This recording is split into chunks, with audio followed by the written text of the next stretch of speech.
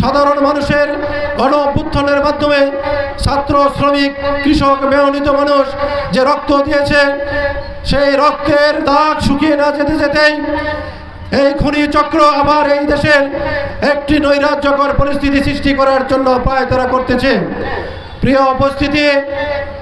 আমরা আগামী দিনে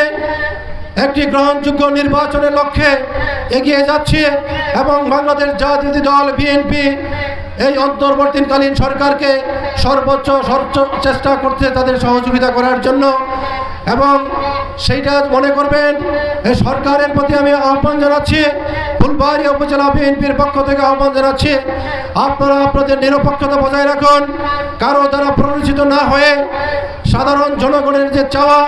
মানুষের যে চাওয়া, সেই ভোটের অধিকার নিশ্চিত করার জন্য অতি দ্রুত যেটুকু সংস্কার না করলে নয়, সেই সংস্কার করে অতি দ্রুত আগামী 6 মাসের মধ্যে বা 8 মাসের মধ্যে একটি গণতান্ত্রিক নির্বাচনের মাধ্যমে একটি গ্রহণযোগ্য, অবাধ ও নিরপেক্ষ এবং সর্বমহলে যাতে গ্রহণযোগ্য হয় সেই রকম একটি নির্বাচন পরিচালনার ব্যবস্থা করে রাষ্ট্র ক্ষমতায় যে অধিষ্ঠিত হোক,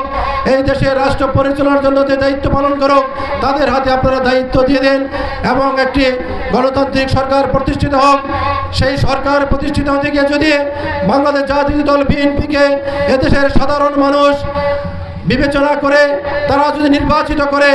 বাংলাদেশ জাতীয় দল বিএনপি তাদের সর্বোচ্চ চেষ্টা করবে আগামী দিনে রাষ্ট্র পরিচালনার জন্য